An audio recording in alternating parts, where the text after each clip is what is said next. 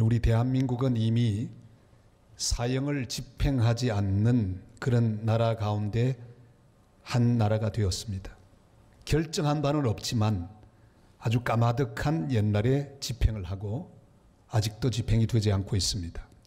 그러나 한때는 사형이 아주 자주 집행되던 때가 있었습니다. 그때는 교도소 안에 사형장이 따로 있었습니다. 흔히 넥타이 공장이라고 하죠.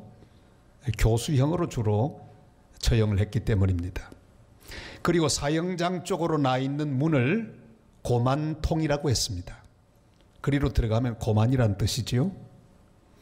사형 집행날이 오면 교도관이 감방에 있는 사형수에게 찾아가서 몇 번 면회 이렇게 말합니다. 무언가 심상치 않은 분위기를 느끼면서도 조심스럽게 따라 나옵니다.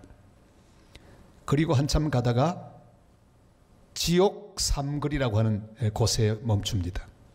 바로 가면 면회소, 돌아가면 교도소, 꺾으면 그게 바로 사형 집행장입니다. 바로 그 지옥 삼거리에서 교도관은 이 사형수의 어깨를 툭 칩니다. 사형장 쪽으로 가라, 그런 신호죠. 그때가 되면 사형수들은 다리가 풀립니다. 비틀비틀거리면서 걸어가기 시작합니다.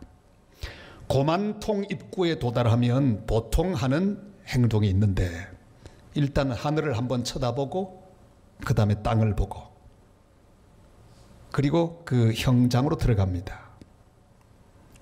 어디 사형수만 그러겠습니까? 우리 모든 인생 다 비슷합니다.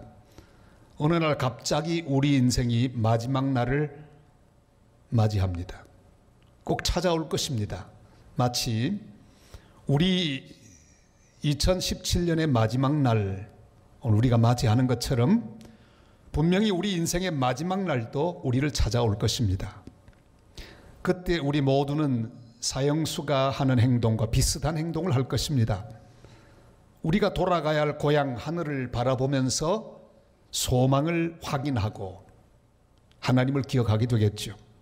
그리고 딛고 살아온 땅을 한번 쳐다보면서 후회하기도 하고 감사하기도 할 것입니다. 우리 그리스도인들은 하늘을 보아도 소망이요 땅을 보아도 감사입니다. 그러나 소망 없이 그리스도 없이 살아온 사람들 마지막은 하늘을 바라보아도 막막하고 땅을 바라보아도 후회와 원망과 불평밖에 없는 인생을 그들은 지금도 살고 있습니다. 절망적인 최후를 그들은 맞이할 것입니다. 아무튼 오늘 본문 속에 있는 하나님의 사람 스데반에게도 마지막 날이 찾아왔습니다. 그도 땅을 보았습니다. 보이는 것이 다 아름답고 만족스러운 것은 아니었습니다. 사람들의 환한 얼굴이 보입니다. 그들 손에 들려있는 돌이 보입니다. 그들이 스데반을 향해 이빨을 갈고 있는 소리도 들려옵니다. 이렇게 소리를 지르죠. 54절 말씀을 한번 같이 보실까요? 그들이 이 말을 듣고 마음에 찔려 그를 향하여 이를 갈거늘 뽀드득거리는 소리가 들려옵니다. 사도 베드로는 한 번 설교했을 때 사람들이 큰 감동을 받고 우리가 어찌할꼬 하며 주님 앞에 돌아왔습니다. 회개했습니다. 그런데 스데반은 더 감동적인 설교를 했습니다. 제가 설교학적으로 두 설교를 비교해 보니까 스데반 설교가 훨씬 나았습니다. 더 감동적이었어요. 그런데 베드로 설교를 듣고는 3,000명이 회개하고 스데반의 설교를 듣고는 돌을 들어서 스데반을 칩니다. 이게 얼마나 억울합니까? 기분 나쁜 반응입니다. 비난과 분노와 돌멩이밖에 없는 결과를 보면서 스데반은 무슨 생각을 했을까요? 자기가 바라던 결과가 아닙니다. 열매가 보이지 않습니다. 실망하고 낙심할 수도 있습니다. 우린 지난 1년을 돌아보면서 두 가지 반응을 할 수 있습니다. 베드로가 보는 것처럼 열매가 많아서 기쁠 수가 있습니다. 이런저런 열매를 많이 거둔 성도들은 오늘 돌아보며 하나님 앞에 감사할 수 있습니다. 열매가 많고 결과가 좋은 것, 이거 하나님의 은혜입니다. 하나님께 감사할 수 있기를 바랍니다. 그러나 스데반처럼 내가 전혀 바라지 않은 결과를 보고서도 실망하지 말아야 합니다. 사람만 보고 있으면 실망할 수도 있습니다. 땅만 보고 있으면 낙심할 수도 있습니다. 지난 1년 이렇게 돌아보면 실망스러운 것도 많이 있습니다. 우리 인류의 역사도 그 발자취를 쭉 돌아보면 이해할 수 없는 대목이 많이 있습니다. 특별히 하나님을 믿는 그리스도인으로서 바라보는 모든 역사의 자취들을 우리는 바라보며 여러 가지 의심과 불평이 생기는 대목들이 많이 있습니다. 제가 프랑스 파리에 가서 한 지점을 바라보면서 가슴이 아팠습니다. 거기 아주 믿음 좋은 개신교 지도자였던 콜린이라고 하는 지도자가 척사를 당했던 장소, 그리고 그 역사를 공부하면서 대단히 마음속에 의심이 많았습니다. 바로 1572년 8월 23일 성 바돌로메 축제일 때 프랑스에 계신 교도들인 위그노들 무려 7만 명이 살해를 당하는 비극이 있었습니다. 모든 전국의 성당의 종이 울려 퍼질 때 다 죽여버렸습니다. 그 당시 프랑스의 3분의 1 대부분은 개신교인들이었습니다. 콜린이라고 하는 지도자가 큰 세력을 가지고 이끌고 있었습니다. 근데 마침 10세, 10세밖에 안 된 샤를 9세가 왕이 되자 어머니 카틀린이 섭정하게 되었습니다. 자기 앞길에 걸림돌이 되는 콜린이를 제거하기 위해서 모든 캐톨릭들에게 말하고, 그리고 종소리와 함께 7만 명을 일시에 죽여버렸습니다.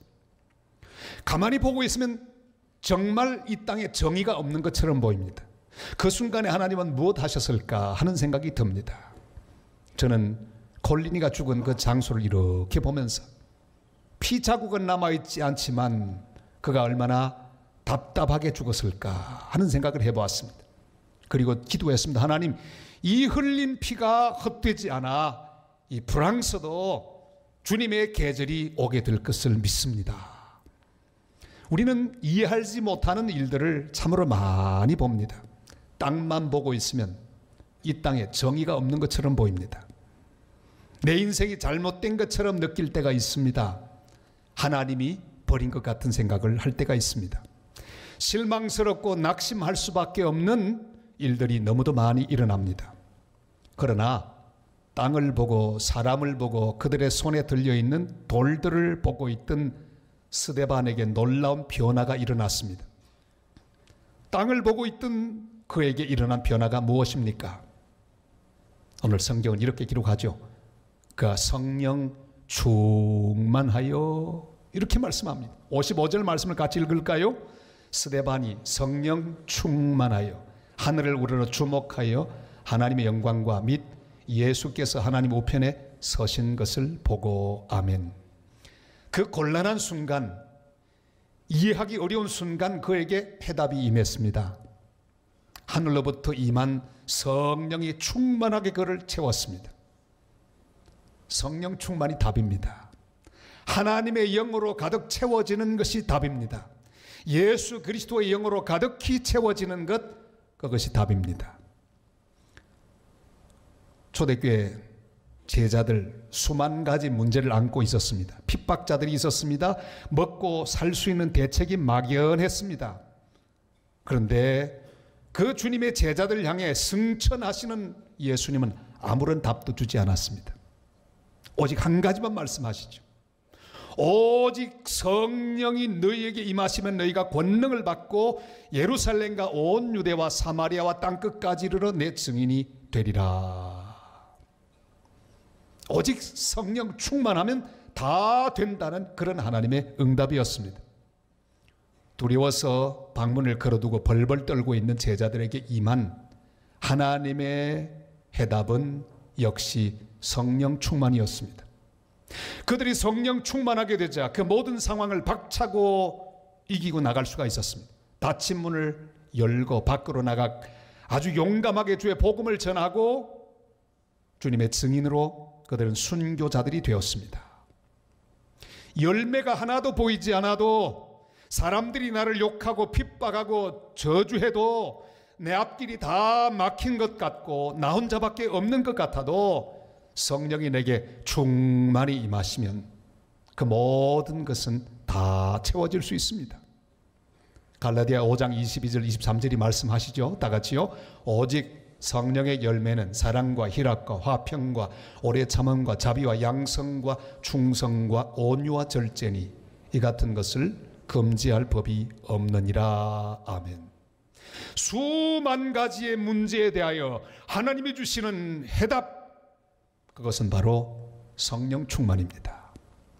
오늘 이 마지막 날, 마지막 주일, 하늘로부터 오는 위로와 은총이 성령 충만을 통해 우리 모두에게 채워지는 거룩한 은혜가 함께 하시기를 주님의 이름으로 축복합니다. 성령 충만하자 땅을 보고 사람을 보고 돌멩이를 보고 있던 그의 눈이 저절로 하늘을 우러러 보게 되었습니다. 성령은 우리를 하늘의 사람이 되게 하십니다. 성령은 땅을 보고 있는 우리의 눈을 들어 하나님 영광을 보게 하십니다. 그리고 하나님 보좌 우편에 서 계신 예수 그리스도를 보게 하십니다. 그리고 그 예수님의 눈과 스데반의 눈이 서로 마주치게 되었습니다. 예수님의 눈을 바라보는 순간 스데반의 마음속에 있는 모든 종류의 의심과 미움과 모든 갈등들은 전부 풀려버리고 말았습니다. 녹아내렸습니다. 예수님이 자신의 사정을 다 알고 계시기 때문입니다. 지금 일어나서 마지막 경주를 하고 있는 스데반을 주님은 응원하고 계셨습니다. 여러분, 예배가 무엇입니까? 예배는 보좌 우편에 서 계신 예수 그리스도 그분과 시선이 맞는 그런 놀라운 순간이 예배 순간입니다. 오늘 여러분 고개를 들어 보좌 우편에 우리를 응원하고 서 계신 예수 그리스도 그분의 눈과 연결되는 시간이 되시기를 바랍니다. 그분의 눈을 보고 있으면 다 풀립니다. 그분이 다 아시기 때문입니다. 그는 지금 일어나서 스데반이 마지막 순교의 면류관을 서기 직전에 잘 달릴 수 있도록 응원하고 계십니다. 하나님 보좌 우편에 서 계신 예수 그리스도, 스데반이 잘 달려가도록 응원하고 있는 예수 그리스도, 우리의 인생들 바라보며 고통 가운데 믿음의 행진을 계속하고 있는 성도를 바라보며 응원하고 계시는 예수 그리스도, 그분이 바로 서 계신 예수님입니다. 곧 순교자가 될 스데반을 바라보며 우리 주님은 서서 응원하고 계셨습니다. 오늘 올해 마지막 날 우리는 우리의 눈을 들어 주님의 얼굴을 보아야 합니다. 그냥 가만히 앉아 계시는 주님이 아닙니다. 우리의 모든 사정을 알고 계시는 주님이십니다. 내 상황을 다 보시고 마음을 졸이시며 응원하고 계시는 주님입니다. 혹시 우리가 실망할까봐, 혹시 낙심할까봐, 그래서 끝까지 달리지 못하고 주저앉을까봐 서서 바라보시고 응원하시는 예수님을 바라보는 복된 성도들이 되시기를 바랍니다. 제가 장신대 학부를 다니고 있을 때 아침마다 한 떡거머리 총각, 신대원 1학년 학생인데 적보기에도 범상치 않아 보이는 그런 모습이었어요. 추리닝을 입고 머리도 이상하게 내리고 막 뛰는 거예요. 늘 아침마다 나옵니다. 가끔은 바이올린을 가지고 와서 막 우리 앞에서 연주를 하기도 했습니다. 새벽이 되면 이 사람이 다른 사람을 또 모아가지고 중창단을 만들어가지고 노래를 부르면서 우리를 깨웠어요. 참 유별난 사람이다. 알고 봤더니 그분이 바로 그 좀 지난 다음에 하용조 목사님이 되더라고요. 그가 신학교에 온 사정을 알게 되었습니다. 그가 열심히 전도하고 CCC에서 충성을 다했습니다. 그러다가 폐병이 들고 말았습니다. 왜 나에게 이런 병을 주셨을까? 의심하기도 했지만 병원에 가서도 열심히 전도하고 찬송을 하고, 그러다 결국 병원에서 하나님 부름을 받습니다. 신학교로 갑니다. 그리고 열심히 전도하고 또 열심히 교회를 세웁니다. 한국의 유명한 연예인들에게 복음을 전하 연예인 교회를 개척합니다. 많은 연예인들이 모여들었습니다. 근데 또 이게 웬일입니까? 다시 병이 들었습니다. 이번에는 더 큰 병, 간염, 고혈압, 신장병, 여러 가지 병이 동시다발적으로 생겼습니다. 목회를 못하고 또 쉬게 되었습니다. 영국으로 갔습니다.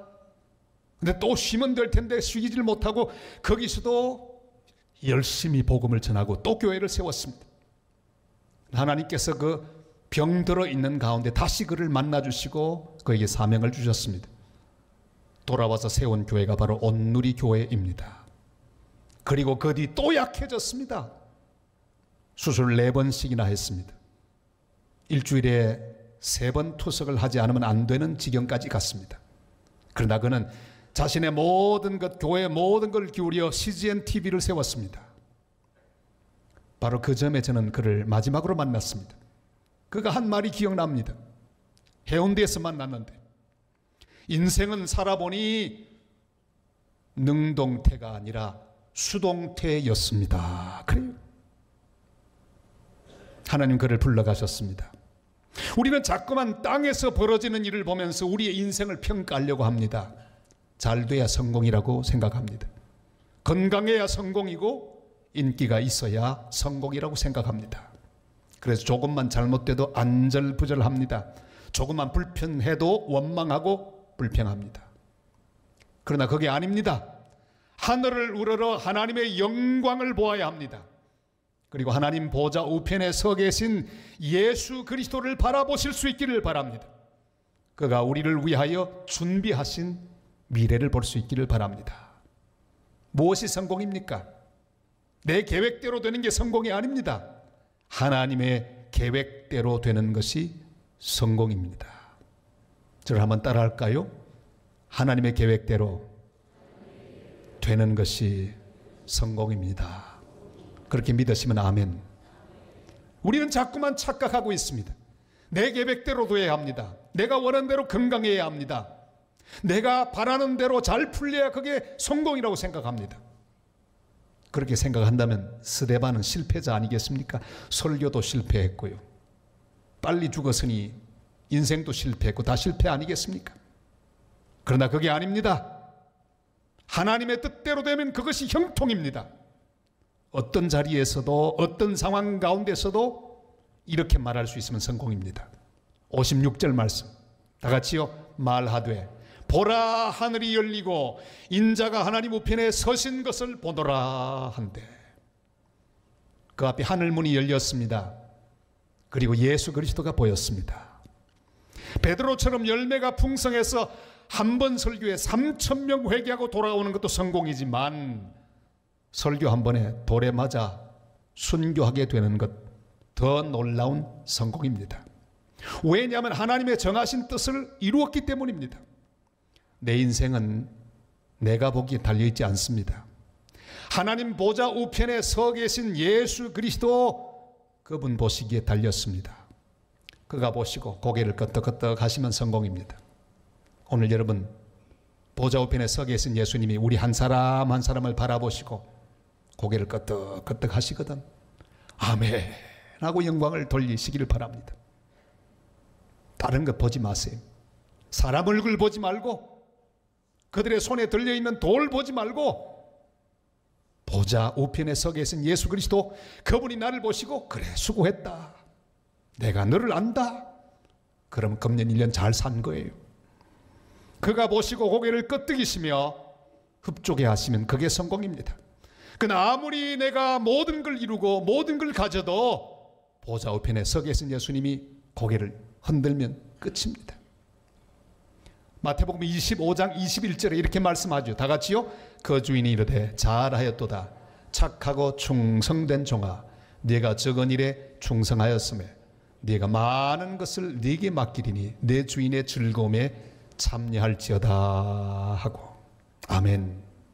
주님께서 잘하였다고 하시면 그게 성공입니다. 오늘 우리 모두 함께 하나님 보좌 우편에 서 계신 예수 그리스도를 바라보실 수 있기를 바랍니다. 주님께서 나를 보시고 웃으시며 잘하였도다. 착하고 충성된 종아. 이렇게 말씀하시는 음성을 듣는 예배가 되시기를 바랍니다.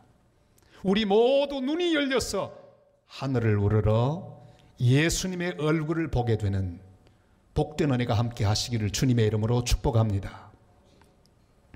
하늘을 우러러 하나님의 영광과 하나님 보좌 우편에 서 계신 예수님을 본 사람은 이 땅에서 벌어지는 모든 일에 대하여, 모든 사람에 대하여 전혀 다른 태도를 가지게 됩니다.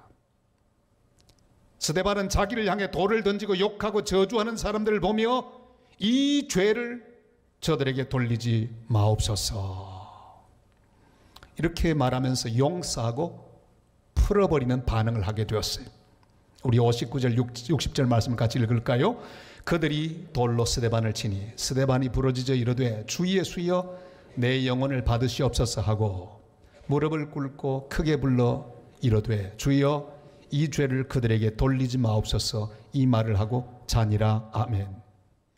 하늘을 우러러보는 사람은 맺혀있는 땅의 일들을 다 풀어버립니다.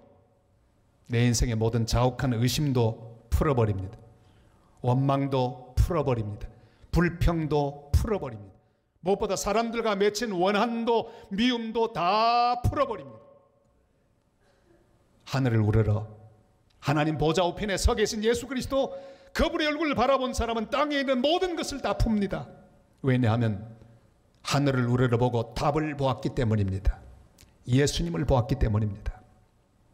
스데반이 예수님과 시선 마주쳤을 때 어떤 생각이 났을까요? 주님의 눈이 어떤 말씀을 하고 있는 것을 알았을까요? 베드로도 예수님 부인했을 때 주님하고 눈이 마주쳤잖아요. 주님은 말씀하지 않았지만 시선으로 말씀하셨어요. 봐라, 내가 뭐라고 하더냐. 다 굴기 전에 3번 나를 부인하리라고 내가 했지 않냐. 네가 다 부인했지. 주님은 돌아보기만 해도, 베드로는 그 다 눈으로 말씀하시는 것 알아들었습니다. 스데반 역시 주님의 말씀하는 눈길로 주시는 메시지를 받습니다. 아마도 이런 말씀이 있을 겁니다. 스데반아, 나도 너처럼 억울하게 죄 없이 십자가에서 죽었단다. 그러니 너도 괜찮아. 네가 나를 지금 따라오는 제자로구나. 나도 십자가 위에서 원수들을 용서하고 위하여 기도했는데 너도 그래야지. 사랑하는 성도 여러분, 올해 마지막 날 하나님 보좌 우편에 서 계신 예수님 우리를 바라보고 응원하고 계십니다. 모두 풀어버리라고 말씀하고 계십니다. 모두 용서하라고 말씀하고 계십니다. 주님이 우리를 용서하셨듯이 오늘 이 귀한 시간에 우리 모두는 풀어버리는 사람이 꼭 되시기를 바랍니다. 그리고 다시 용서하고 다시 새롭게 시작하는 하나님의 사람으로 새해를 맞이할 수 있기를 바랍니다. 김재진 시인, 그는 그의 시 토닥토닥에서 이렇게 노래하고 있습니다. 나는 너를 토닥거리고 너는 나를 토닥거린다. 삶이 자꾸 아프다고 말하고 너는 자꾸 괜찮다고 말한다. 바람이 불어도 괜찮다. 혼자 있어도 괜찮다. 너는 자꾸 토닥거린다. 나도 자꾸 토닥거린다. 다 지나간다고, 다 지나갈 거라고 토닥거리다가 잠든다. 사랑하는 성도 여러분, 오늘 우리 주님께서 우리를 토닥거리십니다. 괜찮다, 괜찮다. 내가 다 안다. 다 지나갈 거다. 사랑하는 내 아들아, 내 딸아, 토닥토닥하며 주님 우리를 두드리고 계십니다. 우리 주님과 더불어 함께 이 귀한 위로를 받으시고 우리도 믿음으로 우리를 토닥거리는 시간이 되시기를 바랍니다. 사랑하는 성도 여러분, 올해 마지막 날에 우리 인생의 마지막 날 생각해 볼 수 있기를 바랍니다. 언젠가 갑자기 그날이 올 거예요. 전 몰라요. 언제 올지. 그 지난 목회하면서 보니까 갑자기 찾아오더라고요. 갑자기. 생각하지도 않았는데. 한 분 한 분 마지막을 맞이하셨던 그 순간이 주마등처럼 지나갑니다. 멀쩡한 분이 갑자기 마지막 날을 맞이해 제게 마지막 인사도 안 하고 떠나가시더라고요. 제가 많은 분들을 천국으로 환송하는 장례 예배 주례를 해드렸습니다. 언젠가 그날이 올 것입니다. 그러나 여러분, 언젠가 그 시간은 중요하지 않습니다. 오늘 우리는 하늘을 우러러보고 살아야 합니다. 땅에서 벌어지는 모든 사연들 때문에 일비일희하지 말고 하늘을 우러러 하나님의 영광과 하나님 보좌 우편에 서 계신 예수 그리스도를 바라보며 위로를 받고 소망 가운데 살아가시기를 바랍니다. 그리고 오늘 내가 풀어야 될 것 다 풀고 사랑하고 용서하며 살아있는 동안 복음을 전하고 하나님 뜻대로 살다가 주님이 부르실 때 할렐루야 찬송하며 주님 앞에 가는 복된 성도들 다 되시기를 주님의 이름으로 축복합니다.